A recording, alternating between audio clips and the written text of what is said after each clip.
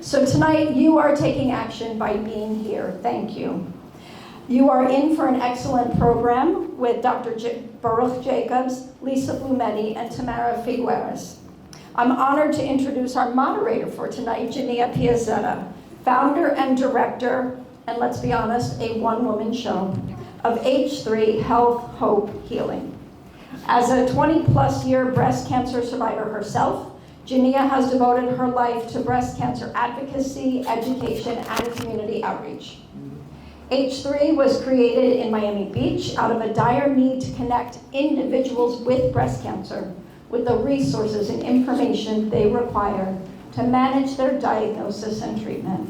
But perhaps more importantly, the need to overcome the instant fear that one may feel upon being newly diagnosed. In addition, there was a need for support to deal with post-treatment side effects, both physical and emotional, and to encourage patients to be their own healthcare advocates. H3's signature event is the open panel discussion. Jania has spearheaded 9 open panel discussion programs that bring together medical professionals and survivors around this central theme. The topic of last year's was immunotherapy in clinical trials, and tonight will be about cancer care through every age. Jania, welcome. Thank you, Deborah. Thank you very, very much.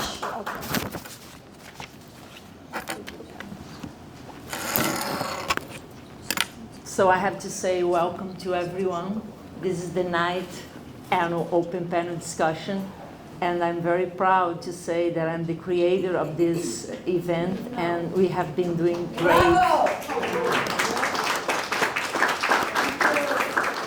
Again, this is more than a discussion. This is a movement of hope.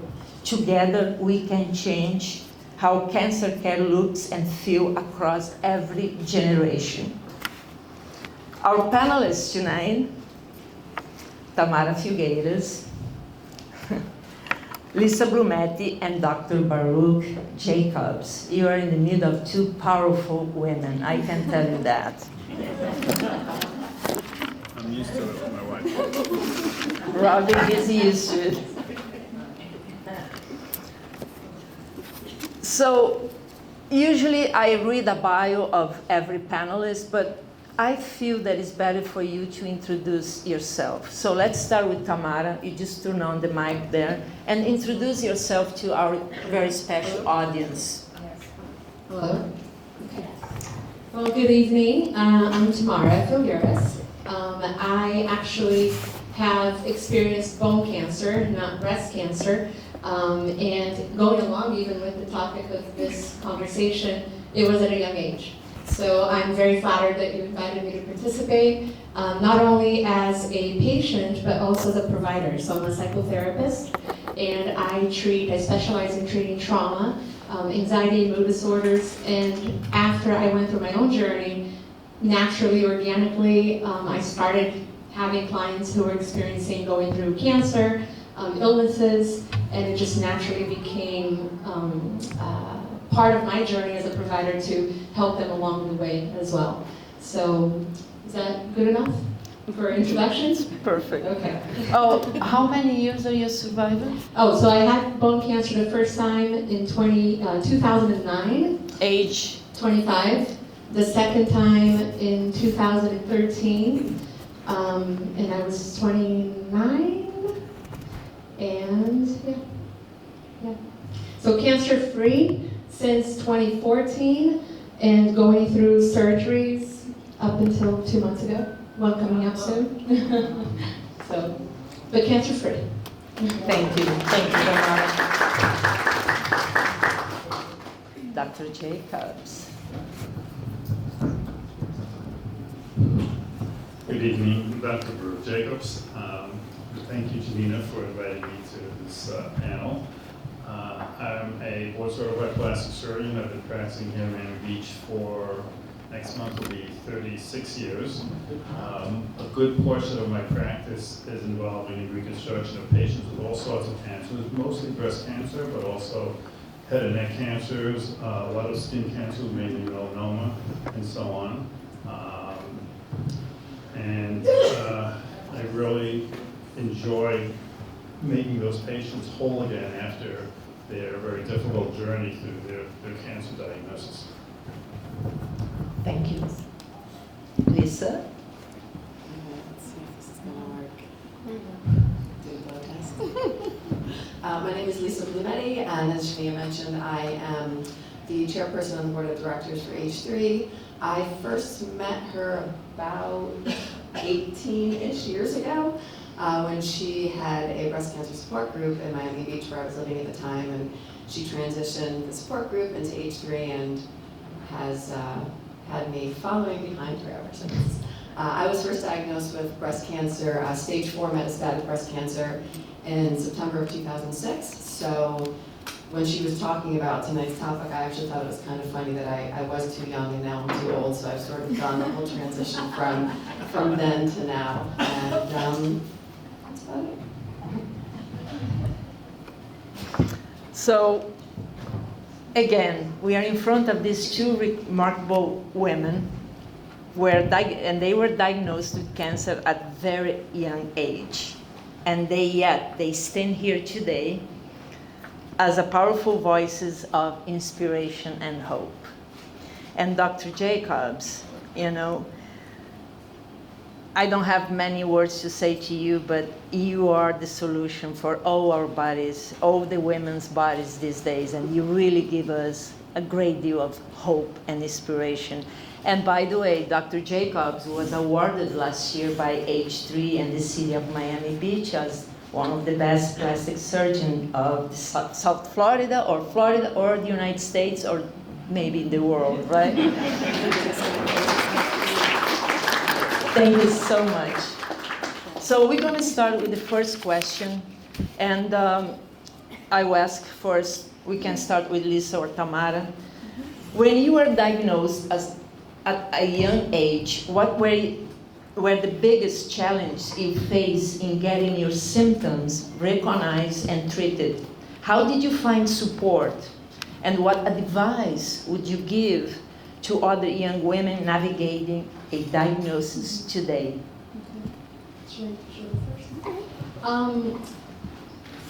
With the diagnosis itself, I did not have an issue. Because mine was bone cancer and it was in my jaw, I had this pain, which I thought was a toothache. And at that time, I had not even ever had a cavity. So I didn't know what to expect from a toothache. I went to the dentist. When I got to the dentist and I did all the exams, he said, oh, it looks like what could be a tumor. So he referred me right away to an oral surgeon, did a biopsy and the surgery, and they identified it as a malignant tumor. So in the diagnosis process, I did not experience any issues with being heard. However, what I did experience as being something that I had to learn how to navigate was during the treatment process. You may have a doctor who really cares about you, but as you are going through treatment, you're seeing providers from the technicians, from the nurses, to everybody in between on a daily basis that they're coming in and out.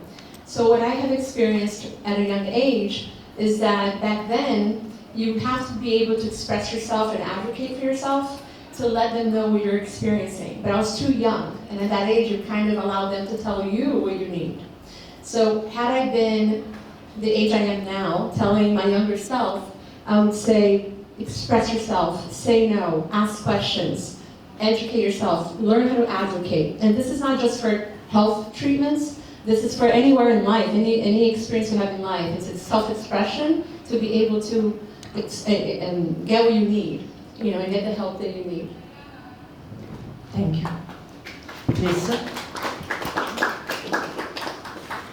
So many parts of this question. So I was still in my late 30s when I was diagnosed, and I don't think there were any issues as far as being diagnosed or getting treatment because of my age. I mean, breast cancer, unfortunately, was already pretty prevalent at that time, so there were plenty of diagnostic tests I could do, plenty of, you know, scans and biopsies that I could have to determine, you know, the course of treatment that my doctors would advise. But for me personally, I think the issue was more so what am I going to do, and who's going to help me figure this out? Because, you know, doctors are going to do what doctors are going to do. The oncologists want to treat you, the surgeons want to do surgery, but there kind of wasn't like a real personal aspect to it. You know, none of the doctors had been through it. They didn't know exactly, you know, what to say or what to do to kind of make that personal connection. So I figured, and also I had been very healthy my whole life. I had never had any surgery. I kind of joke that I saved it all for cancer. So, you know, back then, this is, you know, almost 20 years ago, there were no Reddit forums. There were, you know, everybody was still using MySpace, I think, so there weren't like Facebook chat groups and things like that. So I did what we did back then. I got the local newspaper and I went to the back and I looked for a support group. And sure enough, I was living in Hollywood at the time, and there was a support group at my local hospital, so at Memorial, and I went, and one of the first things I noticed when I walked in is that I would say on average, the women there were at least 25 years older than I was, 25 to 30 years older. So there really wasn't anyone who looked like me or acted like me or was like me. You know, I could take advice from them because they had all been through treatment, and they could tell you what to expect, and they could, you know, let you know what happens post-surgery and everything like that. But there wasn't anyone who I felt like I could really relate to. There wasn't anyone who lived like me or looked like me or was active like me. So I think luckily, or unluckily, that has changed, because unfortunately, as the age of diagnosis, it seems, is kind of skewed to the younger age. At least there are more people. There's more people for young women and even young men who are being affected by this to find a support group where they can get information that is closer to their lives, if that makes sense, as opposed to being, you know, someone who's 75 telling me what to expect, as someone maybe who was 35 or 45 could have been more like me. So, I mean, my only advice to someone young going through this now is really just listen to your body first of all. You know, if you think something is wrong, get to the doctor. I knew something was wrong, and I actively ignored it for a couple of years, which of course was my own fault, but I was raised by a bohemian hippie, and that's kind of what we did. So I would say just listen to your body and find someone, whether it's an individual or a group, whether it's online or in person, who you can relate to and who can appreciate what you're going through. Thank you, Lisa. And doctor, what are the issues you see in women who are diagnosed at a young age? Well, definitely we're seeing women diagnosed at a younger age, not only breast cancer, but ovarian cancer, even lung cancer, and maybe later we can get into the reasons for that. But just to continue what's been said, you know, most women in the past, when they had breast cancer diagnosed, were in their 50s or the 60s or older, and they may have had friends who went through it and knew a lot of people they can talk to. When you have someone who's 23, 24 years old, they don't really have anybody in their age group that has been through this, and they don't really have someone that they can relate to, that they can talk to. And it's very important to have places like H3, people who can support them. You definitely need people who can advocate for you, because they get a lot of information. I mean, they see an oncologist, they see a surgeon oncologist, they see a plastic surgeon. Sometimes it's all within a week or two, and the amount of information that they have to process in a short period of time is phenomenal. And it's very difficult. And they really need to find someone in all the specialties who they can relate to, who they feel they can talk to, that will answer their questions, that will look at them as an individual patient. I think that's very important. And it's more difficult for someone who's in their 20s or 30s and someone who's been through other things and have friends who've been through that they can talk to and relate to. Thank you. I was 41 when I was diagnosed with breast cancer, and it was really tough because everybody else in the room was much older than I was. And as you said, in a matter of 2 weeks, we had to do all the tests and so much information that you get to a point that you don't even know what to do. Thank you for sharing that, Dr. Jacobs. The second question is, cancer can affect many aspects of life, including body image, relationships, and intimacy at all ages. How did your diagnosis and treatments change the way you view yourself and your relationships? And what helped you regain confidence and connection? Now, this is a very important question. Tamara, please. It is very true that once your body gets changed or parts are removed, And even if parts are not removed, but you experience a change in your body where you don't see yourself as yourself anymore, it can create this disconnect, where it affects your self-esteem, it affects how you show up in the world, not only when it comes to the emotional part, but if you're in a relationship, is your relationship strong enough to survive? How you change, how things change thereafter. If you're young, will you be able to have children? Will that be a part of your future? So there's so many things that will impact inevitably the life of a person that experiences cancer at any age, especially at a young age.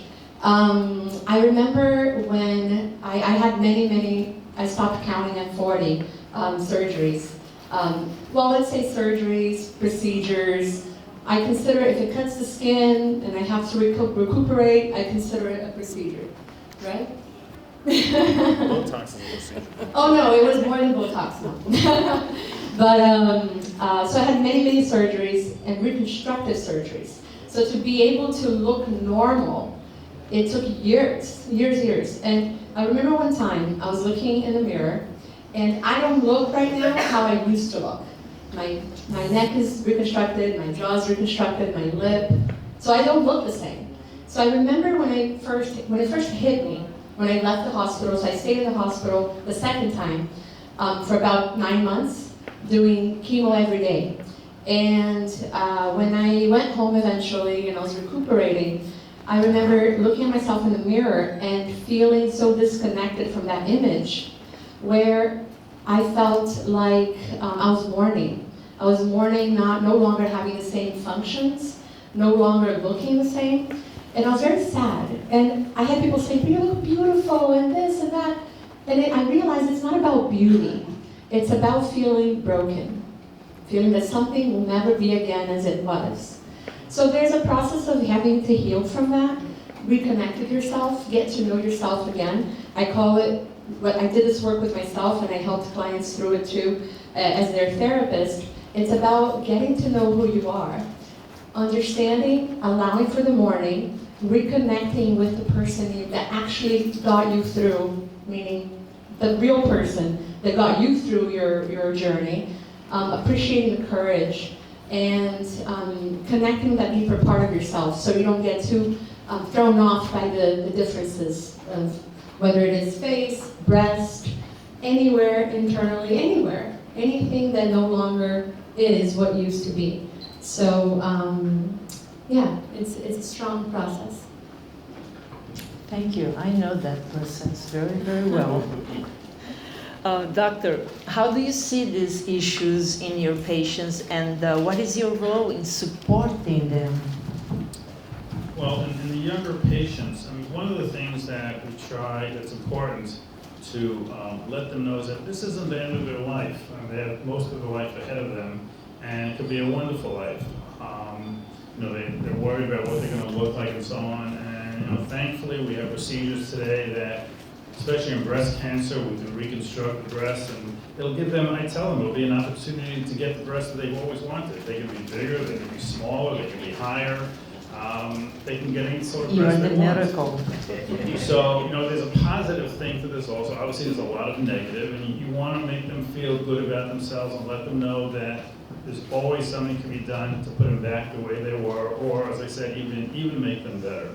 So you want to make sure that they understand that this is just another stage in their life that they will get over and come out ahead of it, come out even better and improved in some cases.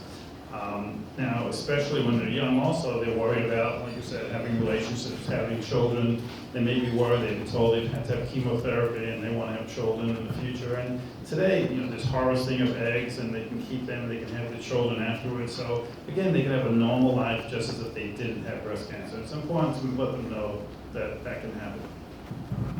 Thank you. So we are moving on to the third question. Lisa, did you ever feel your concerns were dismissed or overlooked because of your age?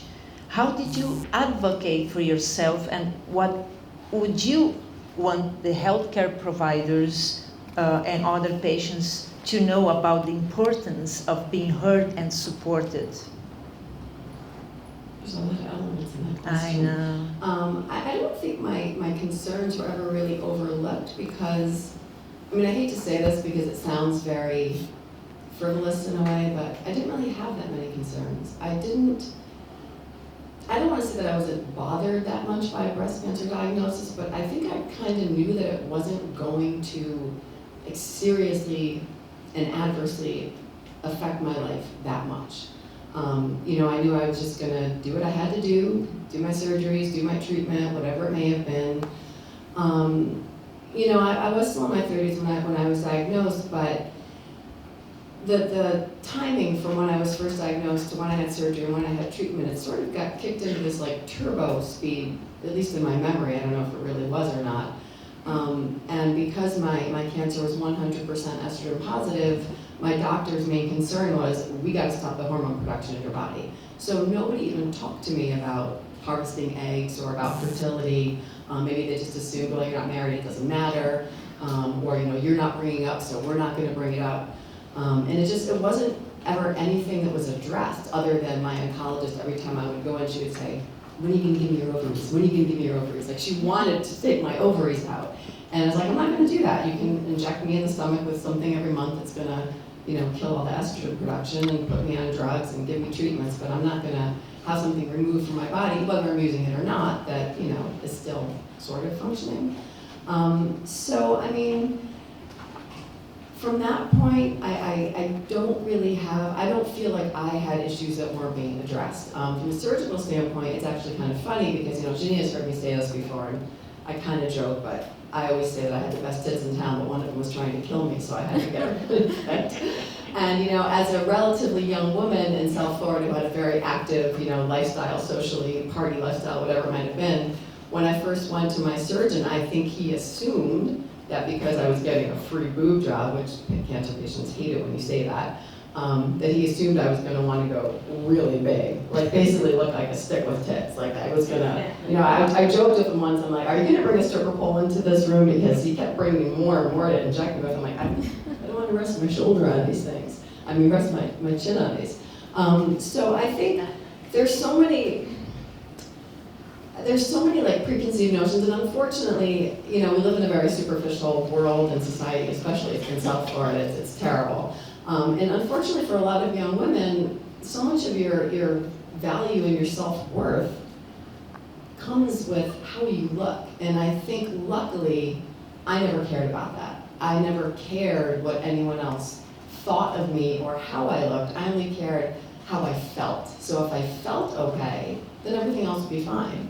And you know, that said, even through the whole process, I mean, I never had the whine me pity parties, I never cried about it. The only time I can ever remember actually feeling that my body was so negatively affected by what was happening was the surgery I had was a back flap procedure where they removed all the muscle from my back, my lat muscle and skin, and moved it around the front to make a breast. And I just remember laying in bed after surgery, and I literally could not pick my arm up. I had to physically pick up my right arm with my left arm to move it. And that was the only time that I actually ever got kind of depressed that my body isn't what it used to be. But you know what? We powered through. Thank you, Lisa. Dr. Jacobs, what recommendations do you have for women to help them advocate for themselves at any age? Any age? Well, you know, as I mentioned before, there's a lot of information that they're going through, being given, and it's very important that they find someone that they can relate to. And there's no shortage of oncologists, surgical oncologists, plastic surgeons in this area. In some parts of the country there are, and you don't really have a choice of who can be your doctor. But you really, I think it's very important that you feel comfortable with your doctor, that you relate to him. I think that will give you, I find that you get a better result. The patient gets a better result, they're more compliant. The patient's not compliant, there'll always be problems. So that's very important. I think so. As far as advocating themselves, don't rush into the first person that you see. Don't get too many consultations where you get confused. I mean, you see 20 people, you're not going to have any idea what to do. But I think it's good to see 2 or 3 people and compare them. And if you're not happy with any of them, go see another one. But it's very important not to just rush in, even though everything's happening very quickly, but ask questions. If you're not happy with the answers, go to someone else and ask the questions and see if you're happy with their answers. I think that's very important for the patients, that said, to advocate for themselves so they get the right answers and get the proper care and the good results. So again, there is hope in it. There's always hope. So we are coming to the end of our panel discussion with a very special inspirational question. And I would like to start with Tamara. So looking back on your journey, what message of hope or advice would you give to women across all ages who have just been diagnosed? And there are many these days. I think it's natural to experience fear. That's just part of our biology. We're going to have that. And when I talk to people, I say, I like to focus on the buddy system, meaning fear is going to be there, but you have to bring another emotion, another charge, a buddy, to sit with fear. So if you're experiencing a lot of fear, maybe tap into courage, tap into hope, tap into love, whether it be love for somebody that you want to live for, or love for yourself that you don't want to give up. You tap into determination, tap into something that can sit next to your fear, and you can let that coexist. And that, in your nervous system, it helps you move charge.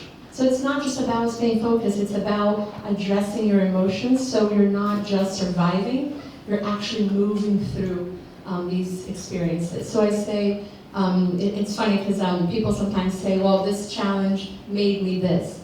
I truly believe that a challenge doesn't make you, it reveals who you are. So that strength is in there. It's all about learning how to tap into it. So I usually just focus on, when I'm feeling scared, I focus on, it's okay, it's natural, I'm scared. What do I need to hold that fear so I can move through and do what I need to do? So that's what I would say. Thank you, Tamara. Dr. Jacobs. So I feel that I've been very lucky that I'm the Chief Medical Officer of the Man Beach Cosmetic and Plastic Surgery Center for the past 35, 36 years. And my wife here, who's the Chief Operating Officer, who makes sure, keeps me in line mainly, more than anything else. And we have, because I have my own center with my own operating rooms, I can do things the way I feel is best for the patient. I don't have to worry about what some other person might think or what some administrator might think. And what's also very important is that the patient feel comfortable there. I have here, I have Ashley Valdez, who's in my office, she's been honored tonight for her advocacy and commitment to cancer patients. Besides the rest of my office staff, we're Carl and George and Julia here. And when the patients come, I think most of them feel like they're with their family after they've been treated, and that makes the whole process so much easier for them and more pleasant for them. It's like they're not going to doctor's offices, they're going visiting their family when they come. And I think that that's something that really makes a big difference. Sure. Thank you. It's beautiful. Thank you. Lisa? Looking back on your journey, what message of hope or advice would you give to women across all ages who have just been diagnosed? Well, I think most women are, I don't care what people say, men are not stronger sex. They might physically be stronger, but women are definitely stronger and more powerful. And I don't think there's anything that you can't get over if you put your mind to it. I mean, listen, the treatments suck, nobody wants to lose their hair, nobody wants to vomit after chemo, nobody wants to go through physical changes that you didn't plan to ever go through in your life. Nobody wants any of this stuff, but you can get through it. You can have your little pity parties, you can have your little meltdowns, but I think that you just have to embrace it as part of your life. I mean, it's not insurmountable. And I also think that just leave the house. I used to have my grandmother's cousin had this very sweet way of putting a negative spin on everything. She was this really sweet old lady, and I would go visit her all the time. And she used to say to me, "Aren't you sad? Don't you just want to cry all the time?" I was like, why would I want to do that? And I realized that all you have to do is leave your house. Every single day I leave my house, I see someone I wouldn't want to trade places with. And as long as that keeps happening, you can keep living in your house. When it comes to medicine, men definitely are the weaker sex. Oh, I mean, they complain more, they cry more that it hurts, they can't tolerate the discomfort. There's no question about that. Absolutely. So the message here is, leave the house. If you're not feeling okay, just go for a walk, because your mind will change, your spirit, your mood will change. So remember this today, huh? From this panel discussion. So I want to thank you, this incredible panel team, that you share your stories with us, courage and hope. You're giving so much inspiration to this audience, because being diagnosed at such a young age, it's not easy, I'm pretty sure, because I was almost not that young, but I know the feeling. So Dr. Jacobs, thank you for sharing your expertise, your knowledge in many different aspects. Thank you so much, because now you're part of H3 family. Last year you were awarded, and this year you're part of the panelists, and I want to really thank you. Thank you so much. Thanks for sharing your stories, and I wish you a wonderful life. Keep doing whatever you're doing, because it seems that it's working. So